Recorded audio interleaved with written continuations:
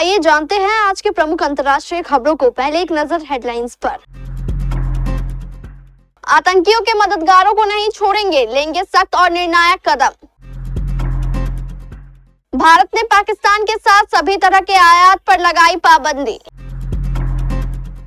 पाकिस्तान के रक्षा मंत्री की भारत को चेतावनी, कहा पानी रोकने के लिए ढांचा बनाया तो हमला मानेंगे। देश के कई राज्यों में गर्मी के साथ आंधी तूफान, अभी नहीं मिलेगी निजात। अब यूक्रेन रूस युद्ध किस दिशा में जाएगा, जेलेंस्की बोले बदल गया है ट्रंप का नजरिया। अब तो बांग्लादेश भी ध्वस्त, कारोबारी ने कहा चीन के चक्कर में बर्बाद हुए पाक समेत ये 5 देश। फैक्ट्री में ना कोई मनुष्य ना ही रोशनी का खतरा, तब भी हो रहा है खूब प्रोडक्शन। पंचतत्व में विलीन हुई अनिल कपूर और बोनी कपूर की मां, नम आंखों से परिवार और सेलेब ने दी विदाई। सोनू निगम का विवादित बयान बना मुसीबत, कन्नड़ संगठन ने दर्ज कराई शिकायत। और आरसीबी या सीएसके, बेंगलुरु में बारिश से धुला मैच, तो किसे होगा फायदा और किसे नुकसान। प्रधानमंत्री नरेंद्र मोदी ने शनिवार को हैदराबाद हाउस में अंगोला के राष्ट्रपति जोआओ मैनुअल गोन्साल्वेस लोरेंको से मुलाकात की। इस दौरान दोनों नेताओं ने द्विपक्षीय बैठक भी की और पीएम मोदी ने कहा कि मैं राष्ट्रपति लोरेंसो और उनके शिष्टमंडल का भारत में हार्दिक स्वागत करता हूं।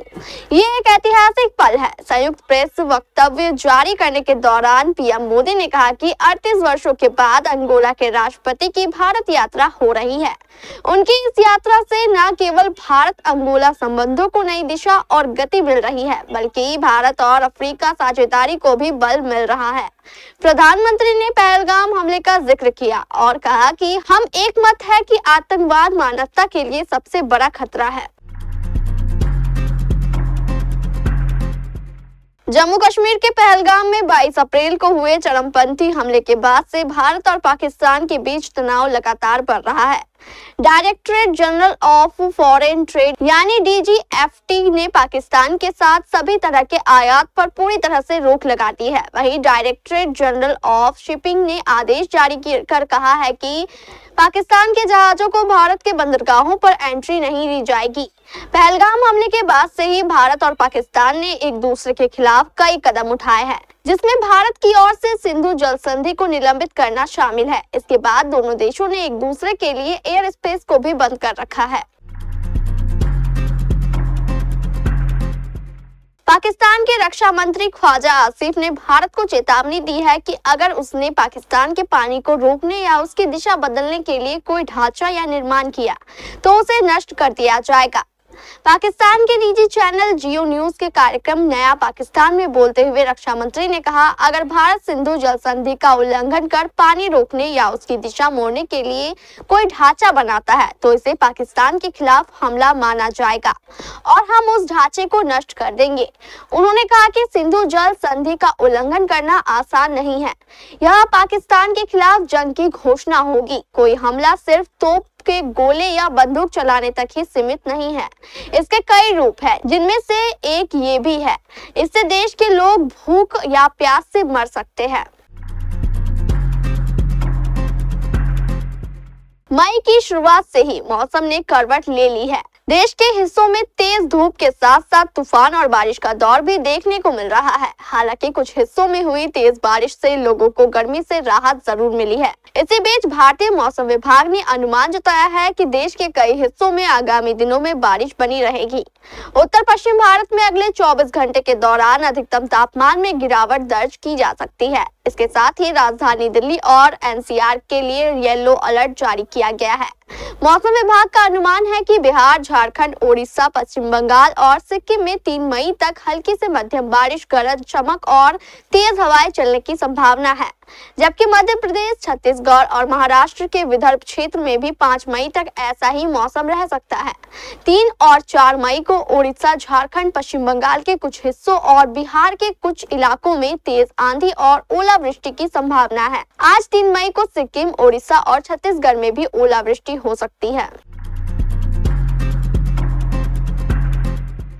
यूक्रेनी राष्ट्रपति व्लादिमीर जेलेंस्की ने शनिवार को कहा कि फरवरी में व्हाइट हाउस में दोनों की आखिरी बातचीत के बाद युद्ध पर उनके अमेरिका समकक्ष डोनाल्ड ट्रंप के विचार थोड़े बदल गए थे। ट्रंप ने पिछले महीने वेटिकन में पॉप फ्रांसिस के अंतिम संस्कार के मौके पर जेलेंस्की से मुलाकात की थी। यूक्रेनी राष्ट्रपति ने कहा, मुझे विश्वास है कि वेटिकन में हमारी मुलाकात के बाद राष्ट्रपति ट्रंप ने चीजों को थोड़ा अलग तरीके से देखना शुरू किया है। हम देखेंगे, यह उनका दृष्टिकोण है, किसी भी मामले में उनकी पसंद है। चीन के चक्कर में जो भी देश पड़ा वह बर्बाद हो रहा है, ऐसा हम नहीं कह रहे हैं, बल्कि एक उद्यमी का दावा है। उनका कहना है कि रणनीतिक निवेश, उच्च ब्याज दर वाले लोन और बड़े पैमाने पर बुनियादी ढांचा परियोजनाओं के माध्यम से दक्षिण एशिया में चीन के बढ़ते प्रभाव ने कई देशों को आर्थिक और राजनीतिक तौर पर कमजोर बना दिया है। लोन संकट से लेकर संस्थागत टूटने तक कई देश गंभीर तनाव के संकेत दिखा रहे हैं और अगर सही समय पर उपाय नहीं किया गया तो बहुत जल्द ही देश कंगाली के कगार पर भी आ सकता है। बिजनेस टुडे के अनुसार सीरियल उद्यमी राजेश रानी ने एक्स पर लिखा कि यहां तक कि बांग्लादेश भी अब अराजकता और नीचे और गिर रहा है। दक्षिण एशिया में 8 में से 5 देश की इकोनॉमी ध्वस्त हो गई है, जिसमें श्रीलंका, मालदीव, पाकिस्तान, अफगानिस्तान और नेपाल है। उन्होंने आगे कहा कि आंकड़े इस दावे का समर्थन नहीं करते, लेकिन आंतरिक तनाव बना हुआ है। इंसानों से काम करवाइए तो उनकी मांग अंतहीन होती है, लेकिन मशीन या किसी रोबोट से काम करवाइए तो वह आपसे सिर्फ बिजली की डिमांड करता है। इसे पावर मिलता रहेगा और वह काम करता रहेगा। उसे ना तो वेतन की जरूरत है और ना ही उसे छुट्टी की दरकार है। इस बात को हम आपने समझा या नहीं बता नहीं सकते, लेकिन चीन जैसी अर्थव्यवस्था ने बेहतर तरीके से सीख लिया है। तभी तो इन दिनों यहाँ डार्क फैक्ट्री का चलन शुरू हो गया है। इन फैक्ट्रियों में इंसानों के बदले रोबोट काम करते हैं। चूंकि फैक्ट्री के कामगार रोबोट हैं, इसलिए उन्हें रात में भी रोशनी की दरकार नहीं होती। इसलिए इन फैक्ट्रियों में रात में रोशनी होती ही नहीं। वहां बिल्कुल अंधेरे का साम्राज्य कायम रहता है। कर्मचारियों की बढ़ती मजदूरी, बूढ़ी होती और घटती आबादी का तोड़ चीन ने आखिर निकाल ही लिया। चीन में कुछ बड़ी बड़ी फैक्ट्रियों में प्रोडक्शन तो भर भर के हो रहा है, लेकिन वहां आपको एक भी कर्मचारी काम करते नहीं दिखेंगे।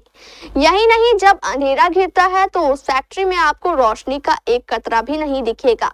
वहां सब जगह अंधेरा का राज रहता है। वहां रोशनी दिखेगी तो बस कहीं वेल्डिंग होने की या फिर अन्य कामों से निकली रोशनी की। ये कोई फसाना नहीं, ये है चाइना की डार्क फैक्ट्री की हकीकत। इन फैक्ट्रियों में इंसानों का नामो निशान नहीं होता, इसलिए काम के दौरान कोई ब्रेक भी नहीं होता। वहां साल के 365 दिन के 24 घंटे बिना रुके काम चलता रहता है।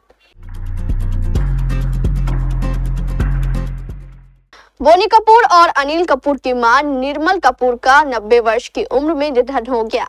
उन्होंने शुक्रवार 2 मई को मुंबई के कोकिलाबेन धीरूभाई अंबानी अस्पताल में अंतिम सांस ली।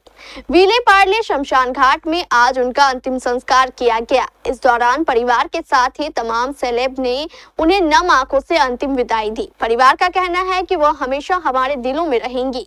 निर्मल कपूर पिछले कुछ महीनों से अस्वस्थ चल रही थी। स्वास्थ्य संबंधित समस्याओं के चलते उन्हें कई बार अस्पताल में भर्ती कराया गया था। बोनी कपूर ने अपने इंस्टाग्राम पर एक पोस्ट शेयर किया है, जिसमें उन्होंने अपनी मां को श्रद्धांजलि अर्पित की है। उन्होंने लिखा है कि 2 मई 2025 को अपने परिवार के बीच निर्मला कपूर ने शांतिपूर्वक अंतिम सांस ली। मशहूर सिंगर सोनू निगम एक ताजा विवाद में फंस गए हैं, जो कर्नाटक में हुए एक म्यूजिकल इवेंट से जुड़ा है। बेंगलुरु के ईस्ट पॉइंट इंजीनियरिंग कॉलेज में आयोजित इस इवेंट के दौरान एक वीडियो क्लिप सोशल मीडिया पर तेजी से वायरल हो रही है। इस वीडियो में सोनू निगम एक फैन के साथ बर्ताव पर नाराजगी जताते हुए उनकी तुलना पहलगाम में हुए आतंकी हमले से करते दिखाई दे रहे थे, जिससे विवाद गहराता जा रहा है। इसी बयान को लेकर कर्नाटक रक्षक वेदी के नामक संगठन ने सोनू निगम के खिलाफ पुलिस में शिकायत दर्ज कराई है। शिकायत में कहा गया है कि सोनू निगम ने एक कन्नड़ गाने की मांग करने वाले फैन के आग्रह की तुलना एक गंभीर आतंकी घटना से की, जिससे कन्नड़ समुदाय की भावनाएं आहत हुई है। आईपीएल 2025 का 52वां मुकाबला बेंगलुरु के एम चिन्नास्वामी स्टेडियम पर है। मेजबान रॉयल चैलेंजर्स बेंगलुरु की भिड़ंत चेन्नई सुपर किंग्स से है। इस साउथ इंडियन डर्बी पर बारिश का खतरा मंडरा रहा है। बेंगलुरु में मौसम खराब है, इसी वजह से दोनों टीमों की प्रैक्टिस भी नहीं हो पाई थी। शहर में येलो अलर्ट भी जारी है और मैच के समय बारिश होने की पूरी संभावना जताई जा रही है।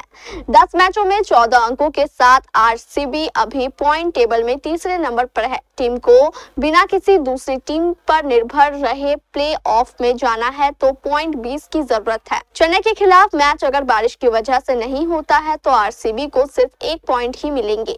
टीम के 11 मैच में 15 पॉइंट हो जाएंगे और वह टॉप पर पहुंच जाएगी। आरसीबी का नेट रन रेट अच्छा है और टीम 15 पॉइंट के साथ ही अगले राउंड में जा सकती है। हालांकि आरसीबी की नजरें टॉप 2 में फिनिश करने पर होगी और इसके लिए वो नहीं चाहेगी कि चेन्नई के खिलाफ मैच बारिश में धुल जाए।